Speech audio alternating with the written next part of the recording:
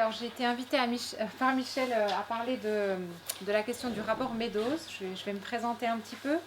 J'ai été longtemps militante chez les Alternatifs, donc un parti rouge et vert qui n'existe plus depuis quelques années. Et puis j'ai fait un doctorat d'histoire des sciences sur le débat autour des limites à la croissance qui était spécialement focalisé sur le rapport Meadows. C'est ce dont je vais vous parler aujourd'hui. C'est un doctorat que j'ai soutenu en 2011. Donc c'est plus tout à fait frais, j'espère que ça ira. Je voulais vous l'apporter mais il pesait un petit peu trop lourd. Oui. Question, parce que derrière on a du mal à entendre. Ah ouais. Est-ce qu'on peut brancher un micro vite fait ou pas? Ah ben, moi je veux bien. Ça pourrait être rapidement fait. Ça peut être fait. Soit vous vous rapprochez. Ah non, très bien. Vous pouvez le consulter sur internet. Vous tapez mon nom, vous tapez le nom de la thèse. Et vous pouvez le télécharger sans problème si ça vous intéresse. Depuis 6 ans, je suis présidente de l'Association végétarienne de France. C'est ça qui m'intéresse le plus aujourd'hui, c'est ça qui me mobilise le plus. Et j'ai écrit un livre qui s'appelle Révolution végane, qui se demande qu'est-ce que ça pourrait être un monde dans lequel on arrêterait d'exploiter les animaux, du point de vue de l'économie, de l'écologie, de la culture, de nos relations avec les animaux, par exemple. Alors, le rapport des limites à la croissance, je pense que est-ce que vous en avez tous entendu parler ici? Oui. Ouais. Est-ce que vous savez de quoi ça parle? Est-ce que vous avez déjà vu le livre lui-même? Est-ce que c'est le Club de Rome? C'est le rapport au Club de Rome, oui, on l'appelle aussi comme ça. Je l'ai dans ma bibliothèque. D'accord, bon, très bien. C'est quand même un grand classique hein, de la littérature écologiste, de la littérature qui concerne la décroissance. C'est un rapport qui a été publié dans un contexte un petit peu particulier. Donc le Club de Rome, c'est une organisation internationale qui a été fondée par un homme d'affaires italien qui s'appelle Aurelio Peccei. Il a été cadre pour Fiat pendant une bonne partie de sa vie. Et pendant une bonne partie de sa vie, ce qui l'intéressait, c'était le développement industriel du monde. Donc par exemple, pour Fiat, il a implanté des usines en Amérique du Sud, mais le but, c'était pas seulement de fabriquer des voitures, c'était aussi de fabriquer des usines qui allaient fabriquer des machines agricoles pour pouvoir produire plus, pour pouvoir nourrir la population des pays. Il a développé des projets en Russie aussi, où l'idée, c'était vraiment, encore une fois, de mettre en place toutes les infrastructures pour permettre le développement industriel du pays, c'est-à-dire le système de production agricole, industrielle, le système de transport, etc. Ce qui est intéressant, c'est que à la fin des années 60, il y avait à l'échelle internationale, et y compris chez une sorte d'élite politique et industrielle, un sentiment catastrophiste qui était assez fort. L'idée qu'il y avait tout un faisceau d'évolution dans le monde qui concourait à rendre la période très dangereuse et à menacer l'avenir de l'humanité. Donc c'était par exemple, c'est des choses très diverses, très hétérogènes. C'était par exemple la croissance démographique mondiale qui faisait très très peur, notamment aux fondations industrielles américaines, par exemple la fondation Ford, la fondation Rockefeller. Il y avait l'idée qu'il y aurait beaucoup plus de monde sur Terre, que ça poserait problème, évidemment, pour l'approvisionnement en ressources des pays riches. Mais il y avait d'autres peurs aussi, enfin, c'était pas des peurs, c'était aussi une prise de conscience réelle que l'exploitation des ressources était devenue de plus en plus intensive. Il y avait un vrai mouvement écologiste qui s'était développé aux États-Unis, par exemple, à la suite de la publication de l'ouvrage Silent Spring. Aux États-Unis, dans les années 50-60, on avait vraiment la volonté de contrôler, par exemple, toutes les populations d'insectes. Et on avait l'idée que vraiment on allait éradiquer, par exemple, tous les insectes, ce qui allait permettre d'avoir une production agricole beaucoup plus facile, par exemple. Voilà. Mais dans ce souci pour l'avenir du monde qui caractérisait Peccei, il y avait aussi l'idée que tout partait à volo, la famille se dissolvait, on perdait le sens spirituel. Et donc il était vraiment urgent de réfléchir à l'avenir de l'humanité. C'est dans ce contexte-là que Peccei, avec d'autres représentants de son milieu élitiste industriel, a fondé ce qui s'appelait le Club de Rome. Il s'est appelé Club de Rome tout simplement parce que la rencontre fondatrice de l'organisation a eu lieu à Rome en 1968.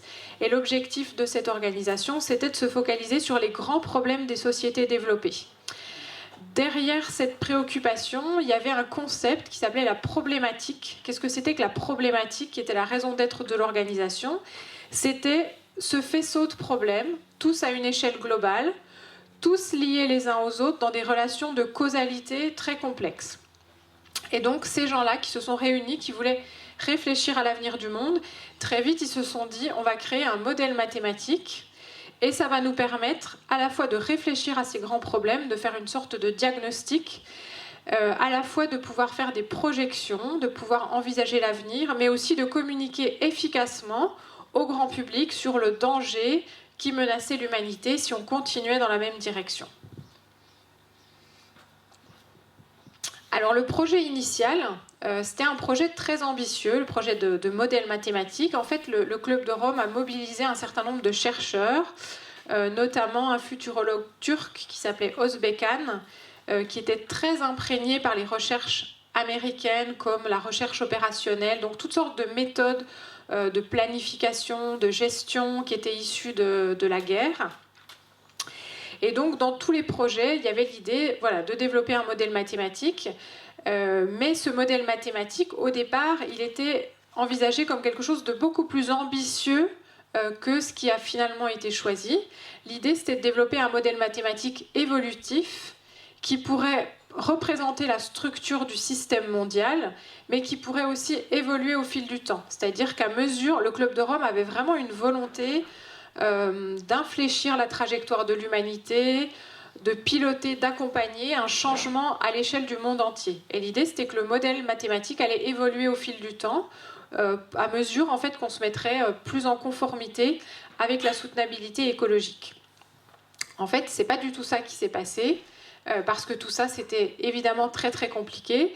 Ce qui s'est passé, c'est que le Club de Rome a été en contact avec un ingénieur qui s'appelait Jay Forrester, qui est l'inventeur de ce qui s'appelle la dynamique des systèmes. Je vais vous le présenter juste après.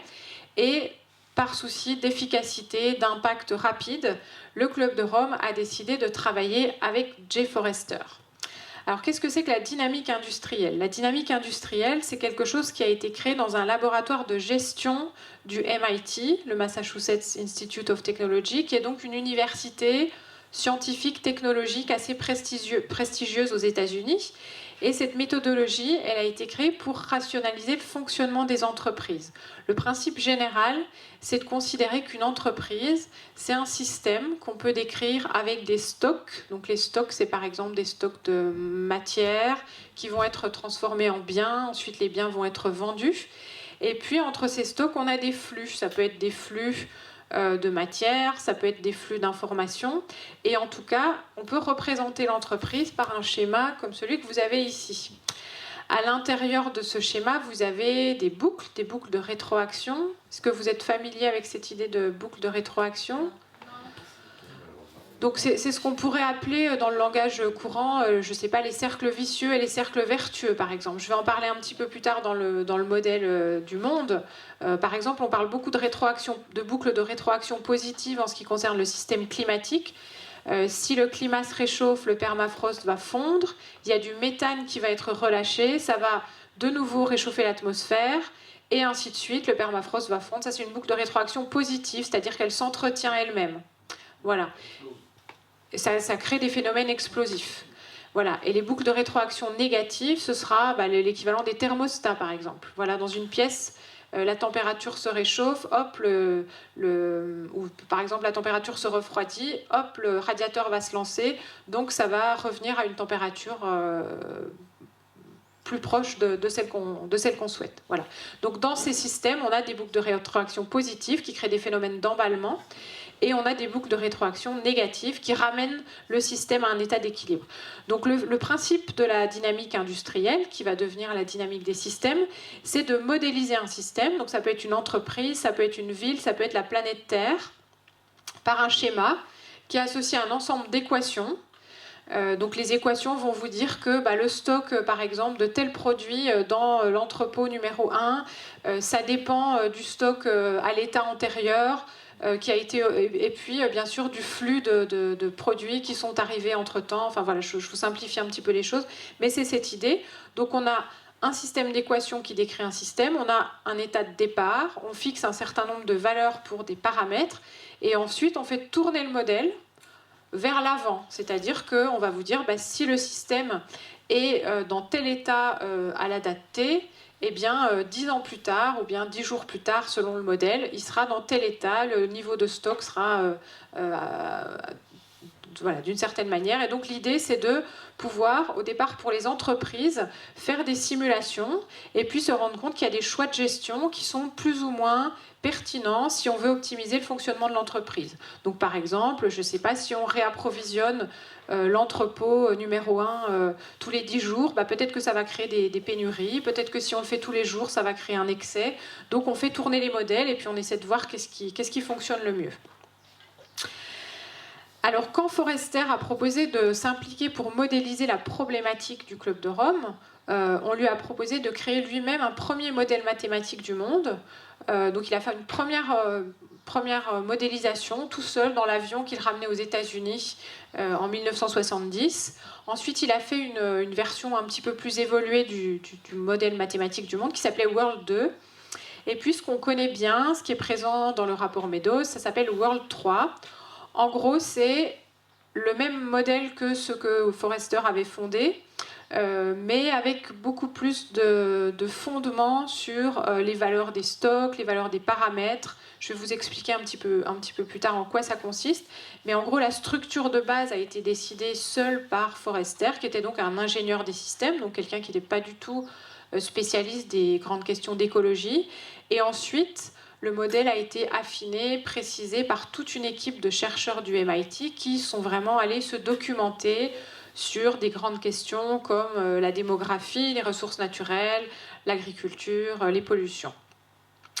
Ce que je vais vous présenter qui est à la base des simulations du rapport des limites à la croissance, c'est 3 hypothèses qui sont considérées comme nécessaires et suffisantes.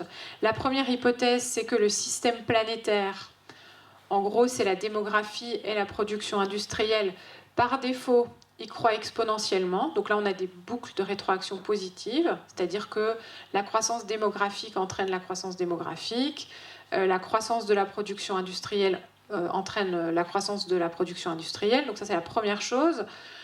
Deuxième hypothèse, il y a des limites finies. Donc les limites, on va voir qu'elles concernent à la fois les puits, mais aussi, je ne sais plus comment ça s'appelle, en gros, la capacité à absorber les effets de notre production et notamment la pollution. Et la troisième hypothèse qui est prise en compte dans le modèle, c'est que le système est ainsi fait qu'il y a toujours un retard dans la prise en compte des limites. Donc par exemple, quand on s'approche de l'épuisement d'une ressource minérale, ce qui va se passer, c'est d'abord que les prix vont un petit peu augmenter, mais on va continuer quand même à exploiter. Et puis c'est vraiment quand on est capable de dépasser les limites. C'est-à-dire qu'on ne peut pas s'ajuster au fil du temps, on a toujours du retard, et c'est ce qui va faire que le système souvent va dépasser les limites avant éventuellement de s'effondrer. Alors ça, c'est le modèle World 3. Voilà. Vous avez des grands rectangles qui représentent les stocks. Alors, qu'est-ce que c'est les grands stocks de ce modèle-là ? Premier stock, la population. Voilà. Donc, la population, elle est augmentée par un flux qui correspond aux naissances et elle est diminuée par un flux qui correspond aux décès. Vous avez un deuxième grand stock qui correspond aux ressources naturelles, avec tout ce que ça peut poser comme problème, c'est-à-dire que dans un premier temps, les ressources naturelles n'étaient pas différenciées, c'était une sorte de bloc. Donc ça représente une certaine vision de ce que sont les ressources. Vous avez un troisième bloc qui représente le capital industriel. Donc en gros, c'est tout ce qui permet de produire. Donc c'est les machines, les usines. Vous avez un autre bloc qui correspond à la fraction du capital consacrée à l'agriculture. Et vous avez un dernier stock qui correspond à la pollution. Voilà. Entre ces stocks, vous avez des flux qui sont représentés par des variables qui sont comme des vannes. Je ne sais pas si vous les voyez. Par exemple, tout en bas à gauche, c'est une vanne. Et puis, vous avez d'autres variables. Alors, c'est un petit peu compliqué à expliquer, mais des rectangles qui représentent des délais. Donc, quand on introduit un délai, ça veut dire que dans la boucle de rétroaction, il va y avoir du retard. Par exemple, voilà, on va épuiser une ressource, mais on ne va pas s'en rendre compte tout de suite. L'épuisement va être pris en compte plusieurs étapes plus loin dans la simulation du modèle. À ce schéma général correspond un ensemble d'équations. Donc pour le modèle très simple de base qui a été construit par Forester, il y avait 127 lignes de code. Pour ce modèle-là, il y avait environ 1000 lignes de code qui n'étaient pas présentées dans le rapport Meadows. Il a fallu attendre plusieurs années plus tard pour avoir une sorte d'annexe qui présentait ces détails.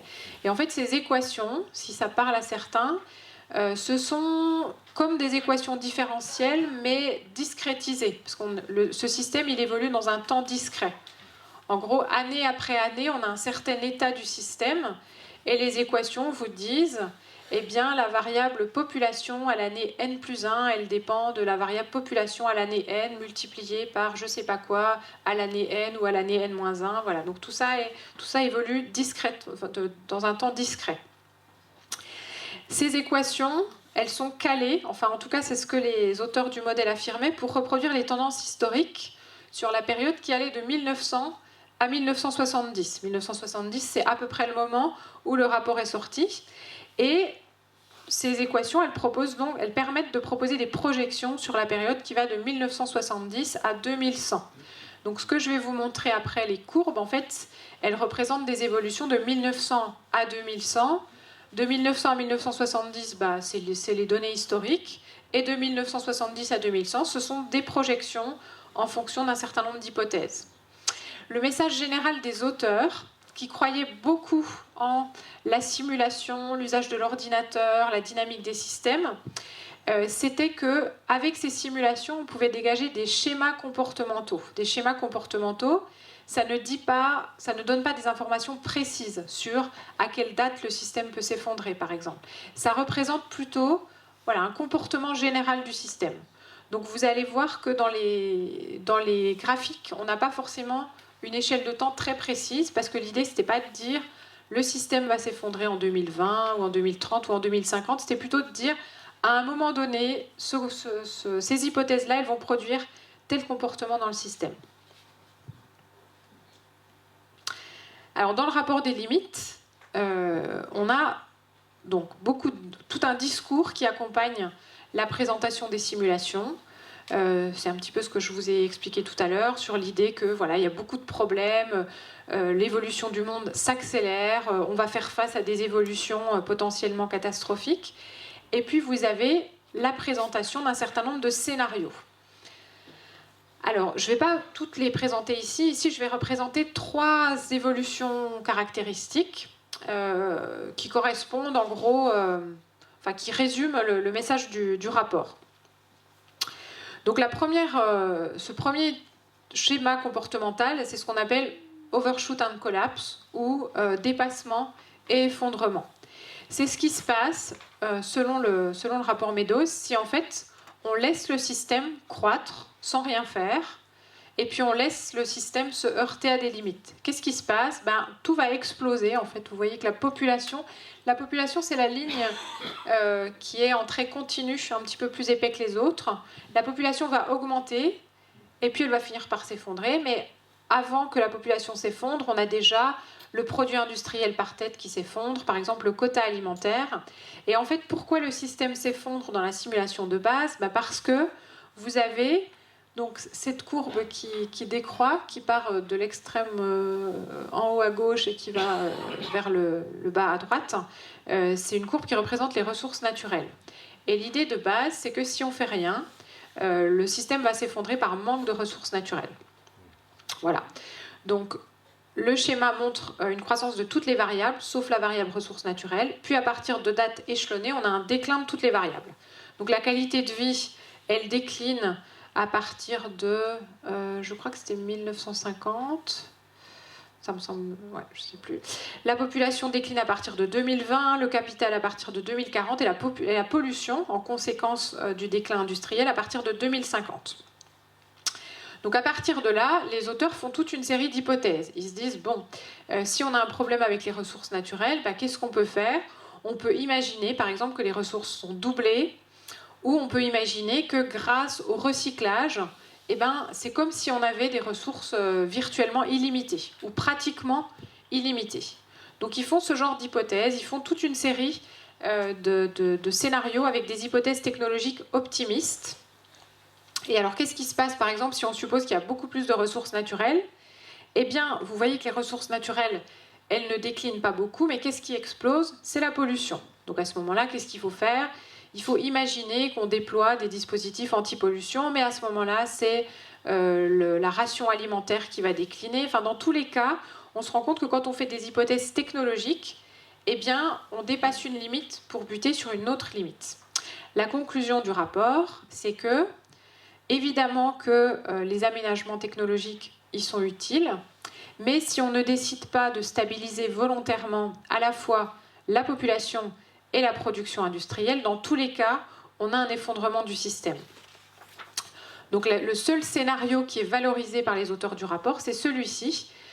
C'est un scénario où, alors, on suppose qu'on peut préserver les ressources, on suppose qu'on peut contrôler la pollution, qu'on a des technologies qui permettent d'accroître la productivité agricole, qu'on a une régulation des naissances. Et voilà, dans ce cas-là, on arrive à stabiliser le système, à l'exception des ressources naturelles qui décroissent quand même doucement, avec l'idée que ça nous laisse quand même du temps pour chercher des solutions.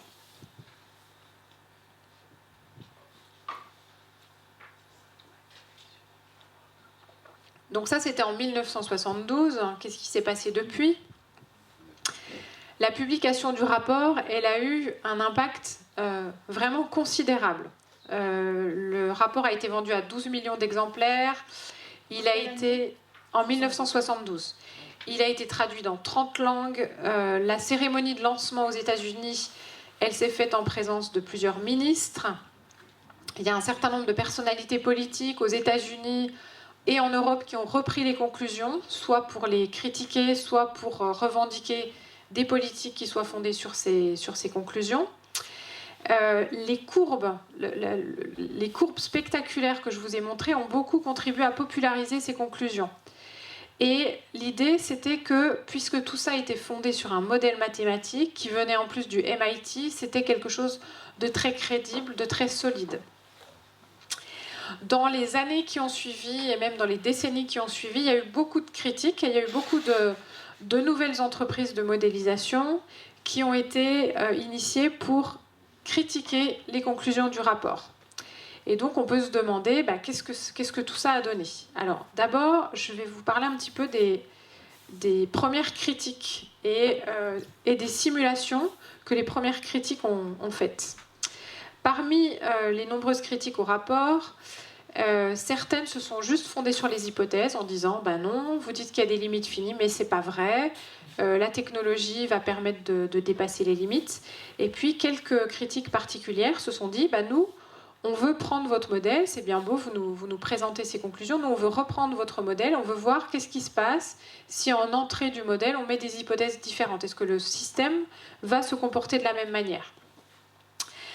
L'un des critiques les plus notables du rapport des limites, c'est William Nordhaus, un économiste, qui a eu l'équivalent du prix Nobel d'économie l'année dernière, en 2018, pour ses travaux sur l'économie du dérèglement climatique.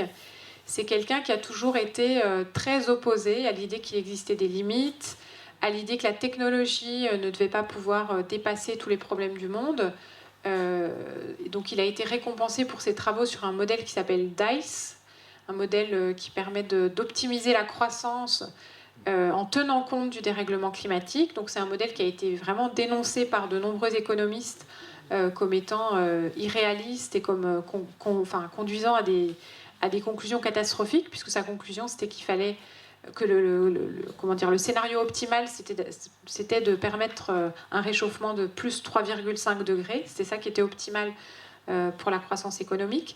Et donc Nordhaus, très vite, il a affirmé qu'en reprenant le modèle, en supposant que les ressources cette fois-ci étaient illimitées et qu'on pouvait contrôler la population entièrement, eh bien la consommation pouvait croître indéfiniment. C'est pas très étonnant en fait, ça veut tout simplement dire que si on change complètement les hypothèses, la conclusion n'est pas du tout la même. Ça, c'était plutôt une critique qui venait des États-Unis consuméristes, très attachés au modèle de croissance et de consommation.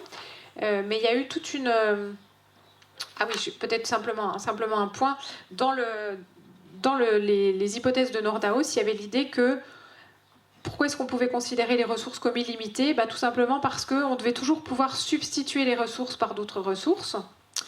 Et puis, il y avait aussi l'idée de la substituabilité entre les différents inputs de la production. Donc ça, c'est quelque chose qui est souvent admis en sciences économiques. Donc les 3 entrées de la production, ce sont les ressources, le capital et le travail. Et dans un certain nombre de modèles économiques néoclassiques, on suppose qu'on peut substituer. Si vous avez moins de ressources, en travaillant plus, par exemple, ou en investissant plus de capital, vous allez pouvoir produire la même chose. Voilà. Et c'est ça qui a permis à Nordhaus de faire d'aboutir à ces conclusions. Une autre critique intéressante qui émanait d'un autre bord politique, c'était la critique d'une équipe de chercheurs en sciences politiques de l'université du Sussex, qui eux étaient plutôt des gens de gauche, préoccupés par la croissance, le développement industriel des pays pauvres. Ils se sont intéressés aux 2 modèles, donc le modèle World 2 de Forrester qui était plus simple, et le modèle World 3. Eux aussi ont considéré qu'il était problématique de considérer les ressources comme finies. Ils considéraient que ça ne prenait pas suffisamment en compte la capacité humaine à substituer certaines ressources par d'autres ou à recycler. Et en fait, la critique qu'ils ont faite, c'était une critique mathématique, c'était de dire, vous avez par défaut une croissance exponentielle ou géométrique de la production et de la population, c'est-à-dire que chaque année, on multiplie par un certain coefficient la production, mais à chaque fois que vous proposez des aménagements technologiques, ils suivent plutôt une logique arithmétique, c'est-à-dire que vous allez simplement supposer qu'on augmente d'une certaine quantité les ressources. Donc eux, ils se sont dit, qu'est-ce qui se passe si dans le modèle World 2, on suppose que les ressources peuvent augmenter de 1% par an. Donc c'est pas seulement qu'au départ on les augmente, c'est qu'elles augmentent de 1% par an. Ils montrent que si on fait cette hypothèse, l'effondrement est repoussé. Et puis, ils montrent que si on suppose un taux de croissance des ressources, cette fois-ci de 2% par an, pas de problème, l'effondrement est indéfiniment repoussé. Cette hypothèse, il faut aussi supposer une croissance de la production alimentaire de 2% par an. Et là, pas de problème. On peut non seulement avoir une croissance industrielle, mais aussi une croissance démographique indéfinie. Alors, vous vous dites peut-être que ça, c'est bien beau, ce sont vraiment des hypothèses, c'est-à-dire qu'on met des hypothèses dans un modèle, on regarde ce que ça produit. On peut se demander, en fait, est-ce qu'on peut vraiment faire coller les données historiques avec les données du modèle. Alors peut-être, excusez-moi, je m'avance un petit peu. Je vais déjà vous parler des 2 actualisations du rapport des limites. Donc le rapport a été publié en 1972. Il y a eu 2 actualisations, une en 92 et une au début des années 2000, qui a été traduite en français au début des années 2010. Et j'ai vu que, je crois que, Thierry l'a apporté. On pourrait consulter.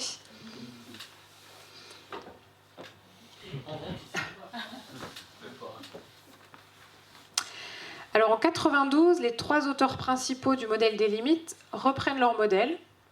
Ils le modifient légèrement. Donc ils ne modifient pas la structure de base du modèle, mais ils tiennent quand même compte de certaines critiques qui ont été faites. Par exemple, on leur a beaucoup dit qu'avec le progrès industriel, on était capable de produire la même quantité de biens avec moins de ressources non renouvelables. C'est l'idée d'une forme de découplage entre les ressources et la production.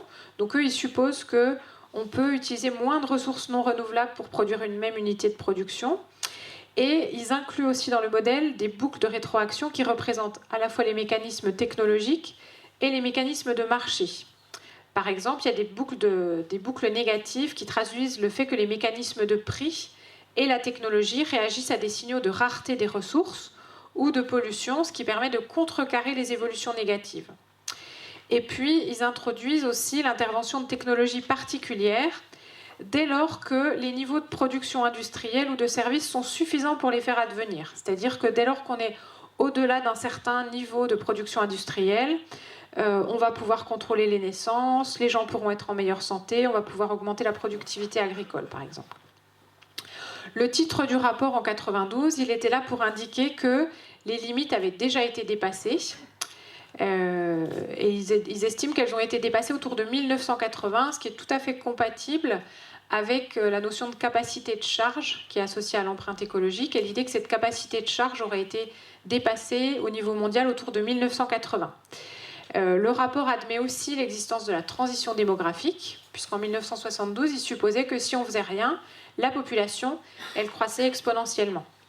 Et puis un autre élément intéressant, c'est l'intégration d'une approche qui a été proposée par Herman Daly, qui est un économiste, avocat de l'économie écologique. C'est l'idée de prendre en considération les limites de manière plus complexe et plus dynamique que dans le rapport initial. Donc, par exemple, on va différencier ressources non renouvelables et ressources renouvelables avec l'idée d'un taux soutenable d'usage. Qu'est-ce que c'est que ce taux soutenable ? Pour une ressource renouvelable, c'est le taux qui permet à une ressource de se régénérer. Et puis pour une ressource non renouvelable, c'est celui qui permet de lui développer des substituts. Dans ce rapport, il y a la même suite de scénarios qu'en 1972, donc un scénario de base, ou business as usual, donc dépassement et effondrement, une série de scénarios qui intègrent des possibles évolutions technologiques. Donc là, on est toujours dans l'idée qu'on peut avoir une progression arithmétique, par exemple des ressources, mais toujours une évolution géométrique ou exponentielle de la population et de la production. Et puis enfin, toujours des scénarios qui reposent sur des objectifs de stabilisation de la population et de la production. On a les mêmes conclusions, mais le discours qui entoure les conclusions est un petit peu différent. On a beaucoup accusé les auteurs du rapport de 72 de négliger les inégalités en ayant une présentation de la planète comme un ensemble globalisé. En 1992, on insiste beaucoup sur la question des inégalités, avec l'idée que les inégalités nourrissent aussi la croissance du système. Les termes pour décrire la société de stabilité matérielle sont aussi un peu plus prudents qu'en 1972, puisque la notion de croissance zéro a vraiment reçu beaucoup de critiques en 1972. Donc la dernière mise à jour du rapport, c'est une mise à jour qui date de 2004. Dans ce rapport, il y a beaucoup de considérations sur l'empreinte écologique. C'est un concept qui est vraiment au service de l'argumentation. On met en avant l'idée qu'il n'y a pas de recherche de réalisme dans les scénarios. On se demande encore une fois, qu'est-ce qui se passe si on suppose telle hypothèse ? Il y a toujours une idée assez optimiste que l'humanité est capable de s'ajuster aux limites. Donc à l'époque, il y a un parallèle qui est fait avec la couche d'ozone, le protocole de Montréal, l'idée que les pays ont su développer des alternatives technologiques. Et ce qui est intéressant dans ce rapport, c'est que donc, dans les autres rapports, en gros, quand on repousse une limite, on bute sur une autre limite. Et finalement, le système s'effondre toujours, soit parce qu'on n'a pas assez à manger, soit parce qu'on n'a plus de ressources, soit parce qu'il y a trop de pollution. Là, l'idée intéressante, c'est que même si on dépassait toutes les limites, eh bien, on pourrait ne plus être en capacité de s'en sortir parce que finalement, on consacrerait toutes les ressources humaines, sociales, économiques pour résoudre les problèmes. C'est-à-dire que toute l'économie, par exemple, s'emploierait à la dépollution, au recyclage, et en fait, on serait plus capable de maintenir un niveau de vie suffisant. Donc, petite présentation des scénarios qui étaient un peu plus complexes, un peu plus nombreux que dans les autres rapports. Scénario 0, c'est celui que vous avez à gauche. Donc, si on ne suppose aucune limite, donc ça, encore une fois, c'est un scénario qui n'est pas du tout censé être réaliste, alors la population croît et elle décroît ensuite légèrement du fait de la transition démographique. Donc, il y a un phénomène, il y a quelque chose qui auto-limite la croissance de la population. L'économie se développe jusqu'en 2080 à peu près, pour atteindre un niveau 30 fois supérieur à celui de 2000.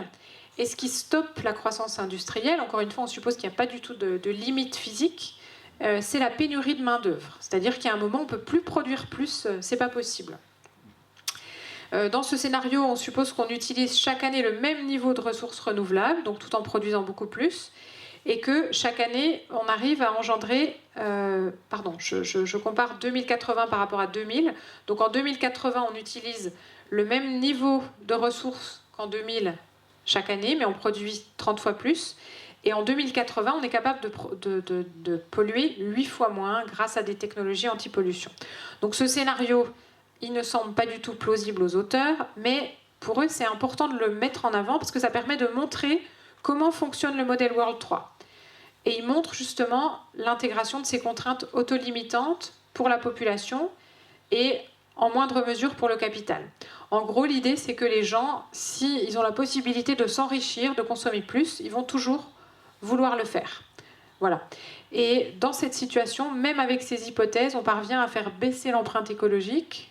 C'est le graphique du bas, tout simplement parce qu'on suppose qu'on consomme moins de ressources et qu'on pollue moins. Le scénario 1, qui vient juste après, c'est ce fameux scénario de base qui est présenté à chaque fois. Oui. Dans le premier, ça finit pas mal du tout, parce qu'on suppose qu'il n'y a pas de limite. Donc pas de problème, c'est juste pour montrer comment fonctionne le rapport. Voilà, on finit par... donc l'économie se stabilise autour de 2080, on produit beaucoup, la population a un peu décliné parce qu'il y a eu la transition démographique, mais tout se passe bien. Dans le scénario 1, on suppose de nouveau toutes les limites sur les terres arables, sur les ressources, sur la capacité des écosystèmes à absorber la pollution.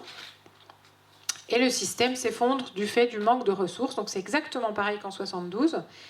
Et ce que font remarquer les auteurs, c'est que si on trace une ligne verticale qui correspond à 2000, en fait en 2000, on a encore l'impression que tout va bien. On a encore l'impression que tout augmente et qu'on peut avancer avec confiance.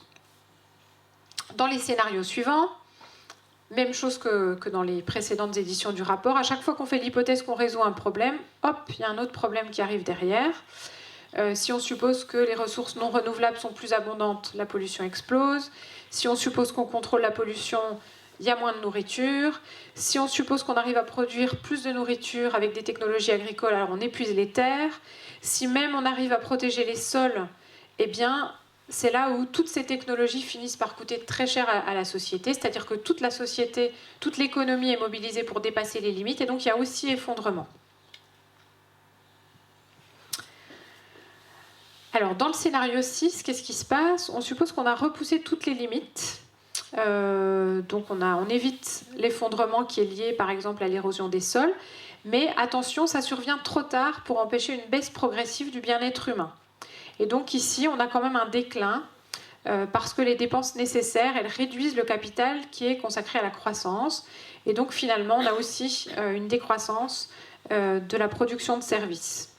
Je vais vous lire un extrait du rapport de 2004, parce que je trouve que c'est quand même assez intéressant et c'est une vision beaucoup plus complexe, beaucoup plus subtile des limites. On pourrait résumer ces différents scénarios en disant que l'empreinte écologique de l'homme tend à s'élever au-dessus du niveau soutenable et que ce phénomène déclenche une diminution forcée de cette même empreinte.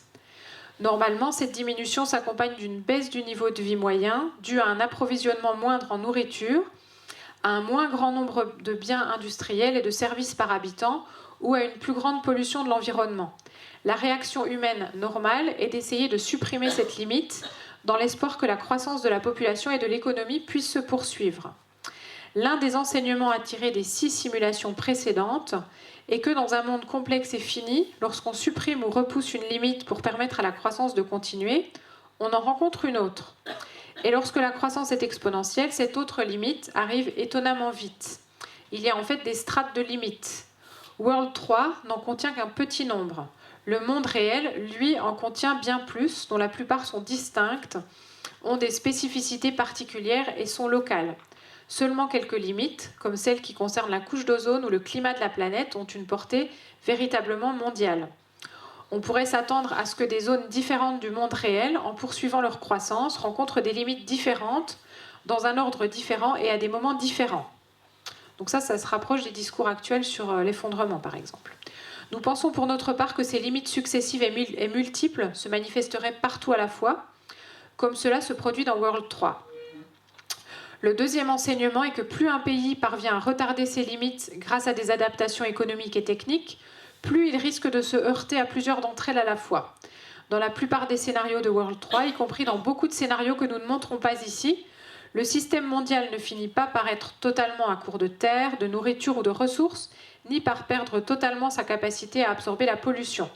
Ce qui finit par lui manquer, c'est sa capacité à s'en sortir. Dans le monde réel, la capacité à s'en sortir buterait sur beaucoup d'autres difficultés. Par exemple, le manque de formation, les attitudes des politiques, la capacité à la prise de risque, le consensus chez les électeurs, le manque de temps, etc. Dans le scénario suivant, le scénario 9, qui est au milieu de la diapo, on cherche délibérément à stabiliser la population. Excusez-moi, je me trompe, c'est un scénario que je ne présente pas ici. Mais la production industrielle s'effondre. Bon, vous connaissez bien tout ça. Qu'est-ce qui se passe si on intègre des technologies? Scénario 9.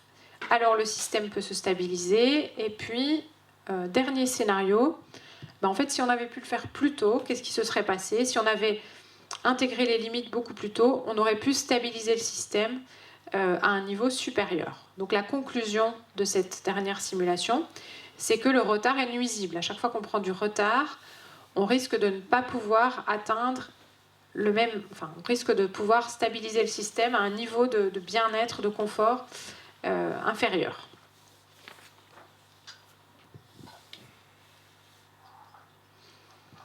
Alors, qu'est-ce qui se passe quand on compare ces simulations aux évolutions historiques? En fait, il y a eu beaucoup de volonté de critiquer le rapport dans les années qui ont suivi 1972, et ensuite, pendant pas mal de temps, on a un peu oublié ce rapport, ou on l'a un peu caricaturé en se disant que de toute façon, il était fondé sur des hypothèses économiques erronées, qu'il avait une vision de la technologie qui était insuffisante. Et c'est en fait la volonté de comparer les scénarios du rapport aux évolutions historiques, c'est quelque chose d'assez récent. Je veux simplement faire remarquer que c'est quelque chose de difficile de faire ça, puisque les variables du rapport, qui ont été d'une certaine façon inventées par Forester, ce sont des variables globales à la fois à l'échelle de la planète, mais aussi parce qu'elles sont censées agréger toute une série d'éléments et de phénomènes du monde réel. Donc par exemple, ressources, qu'est-ce que ça veut dire? Est-ce que les ressources, c'est les terres? Est-ce que c'est la biodiversité? Est-ce que c'est les ressources minérales? Est-ce que c'est l'eau?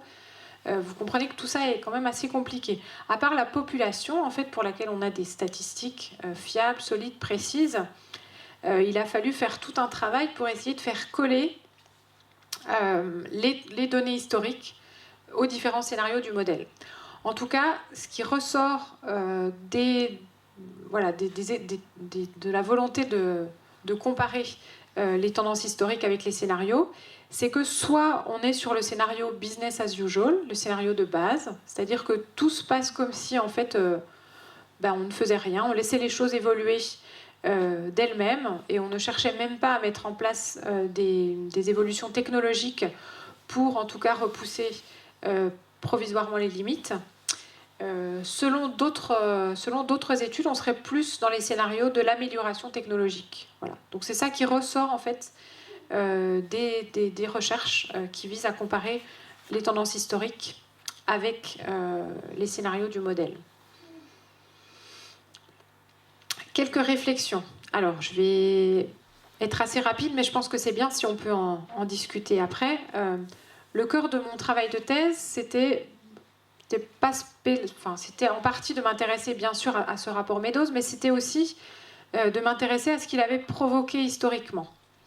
Et en fait, ce qui est vraiment apparu dans mes recherches, c'est que ce rapport était une sorte de point de bascule. Si on prend la période de 1945 à 1970, il y a plein de choses qui montent. Il y a un souci pour la croissance démographique, il y a un souci pour l'exploitation des ressources, il y a un souci pour le nucléaire militaire et civil. Il y a tout un mouvement écologiste qui se développe. Et en fait, tous ces mouvements, d'une certaine façon, ils coalescent, ils se rencontrent, ils fusionnent autour de 1970. C'est un moment d'alerte extrêmement fort. Et on connaît bien le rapport des limites à la croissance, mais il y a plein de livres avec des titres très évocateurs comme La planète au pillage, par exemple, qui sont sortis à cette époque-là. Plein de livres, plein de scientifiques qui pensaient qu'on était vraiment face à un risque extrêmement grave pour l'humanité. Et en fait, à la suite de la publication du rapport, évidemment, il y a beaucoup de critiques, évidemment, il y a beaucoup d'acteurs politiques, économiques, scientifiques qui sont scandalisés par les conclusions du rapport et qui se disent « mais c'est pas possible, il faut qu'on trouve le moyen de concilier croissance industrielle avec préservation des écosystèmes ». Et là, on a toutes sortes de modèles de conciliation qui sont développés. L'éco-développement, la croissance organique. La croissance organique, c'est quelque chose qui est présent dans le rapport suivant publié par le Club de Rome, publié en 1974. L'idée que, attention, en 1972, on a critiqué la croissance, oui, c'est vrai, mais on a critiqué une certaine croissance indifférenciée. En fait, si on peut avoir une croissance organique, tout va bien. Tout ça a débouché aussi sur l'idée de développement soutenable. Et en fait, j'ai vraiment le sentiment que ce rapport a constitué une sorte d'épouvantail qu'on a voulu rejeter, caricaturer. Et ensuite, pendant plusieurs décennies, on a vraiment adhéré à ces modèles de conciliation entre environnement et développement industriel. Quelles ont été les stratégies et les rhétoriques pour promouvoir cette conciliation? Alors, il y en a, j'ai déjà évoqué quelques aspects. Ce qui était très fort, c'était vraiment l'idée qu'on manquait de confiance en l'inventivité humaine, la capacité à réagir, que ce soit par des mécanismes économiques ou par des technologies. Mais il y a aussi eu un certain nombre de stratégies qu'il est intéressant d'aller un petit peu décortiquer pour asseoir ce modèle de conciliation. Par exemple, tout simplement, se focaliser sur d'autres sujets que la durabilité écologique. Il y a eu d'autres rapports, par exemple, au Club de Rome, qui s'interrogeaient sur la capacité du monde entier à parvenir à certains niveaux de développement humain. Mais on ne se préoccupait pas du tout de la soutenabilité écologique. D'autres stratégies, ça a été de recadrer les questions écologiques, d'en faire des questions économiques. Donc c'est ce qu'a fait Nordaos, par exemple. Nordaos, il s'est fondé sur un modèle, une approche économique qui s'appelle l'optimisation intertemporelle. En fait, c'est une approche qui consiste à chercher la meilleure stratégie, meilleure entre guillemets, celle qui va permettre d'avoir la croissance économique la plus importante sur une période donnée. Et il s'est dit, on va juste intégrer comme des contraintes les questions écologiques.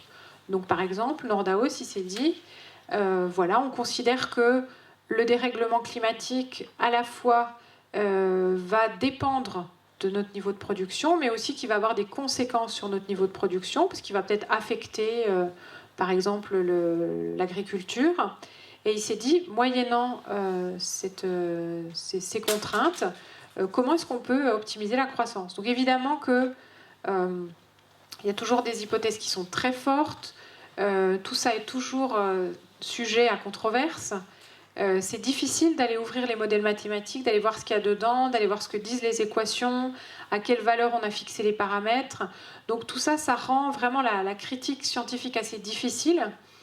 Et dans le même temps, ce sont ces modèles qui peuvent asseoir certaines politiques. On sait que les modèles de Nordaos ont permis, par exemple, d'accréditer l'immobilisme climatique des États-Unis, avec l'idée qu'il valait mieux ne pas agir trop vite parce que ça allait économiquement être trop coûteux. D'autres stratégies pour asseoir le modèle de conciliation, transformer la structure causale. Évidemment, si on suppose que l'existence de limites ne va pas affecter la production, on va arriver à des conclusions complètement différentes. Et puis, dernière chose, intégrer des hypothèses hyper optimistes sur la technologie. C'est ce qu'a fait Nordaos aussi, puisque avant de se soucier du dérèglement climatique, dans les années 70, on se préoccupait beaucoup plus des ressources que de la pollution. On se préoccupait beaucoup plus de ce qui devait entrer dans le processus économique que de ce qui devait en sortir. Et quelques années après la publication du rapport, Nordaos a proposé un modèle économique qui permettait d'optimiser la gestion des ressources énergétiques. Et il a supposé, par exemple, que, alors je crois que c'était autour de l'an 2000, on allait pouvoir disposer d'une technologie qui allait permettre de produire une quantité d'énergie illimitée, sans puiser dans des ressources et sans polluer. L'image qu'il avait, c'était la fusion thermonucléaire. Donc évidemment que quand on intègre des hypothèses comme ça dans des modèles, on a des conclusions qui sont que tout va bien et qu'il n'y a pas de problème. Quelques réflexions sur la modélisation comme approche scientifique politique.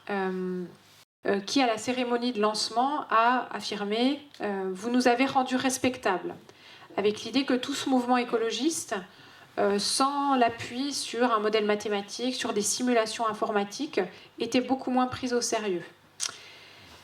La modélisation, vous avez vu que c'était quelque chose qui permettait d'examiner les effets de différentes hypothèses. Si on suppose que les ressources sont à tel niveau, qu'on produit tant, alors voilà ce qui va se passer. Mais le problème, c'est que souvent le cadre, le modèle lui-même, il porte en lui-même une vision du monde, une vision de la technologie, une vision de l'économie. Et ce cadre, il est souvent invisibilisé. C'est-à-dire que on part de l'existence d'un modèle qui est censé représenter la manière dont le système planétaire fonctionne, par exemple. Il faut vraiment aller décortiquer le modèle, regarder dans les détails quelles sont les relations de causalité, quels sont les paramètres, pour pouvoir dégager en fait ces visions du monde. Une autre remarque sur peut-être les limites de la modélisation. Donc vous avez vu qu'il y a eu 3 rapports qui ont été publiés à 40 ans d'intervalle. Les conclusions ont toujours été les mêmes, elles ont été confirmées, le modèle a finalement peu changé. Et on voit que pendant ces 40 ans, il n'y a eu aucune inflexion des politiques. Est-ce qu'un diagnostic est suffisant ? Voilà, ce rapport a surtout proposé un diagnostic. Il a peu proposé il a peu interrogé d'abord le rapport individuel à la croissance. Qu'est-ce qui fait qu'on est si attaché à la consommation, au capitalisme ? Il s'est très peu posé la question du projet de société. Quel est le projet de société qui est derrière le scénario dépassement et effondrement ? Quel peut être le projet de société derrière une stabilisation du système ? Mais la question du comment, qui est une question économique, politique, a pratiquement aussi été laissée de côté. Donc tout ça fait que ce rapport est très connu aujourd'hui, qu'on considère qu'il a eu sans doute une influence pour créer des prises de conscience, peut-être des mobilisations, mais on est quand même obligé, 50 ans plus tard, de se demander voilà, qu'est-ce qui a manqué et qu'est-ce qu'il faut qu'on fasse aujourd'hui. J'ai terminé.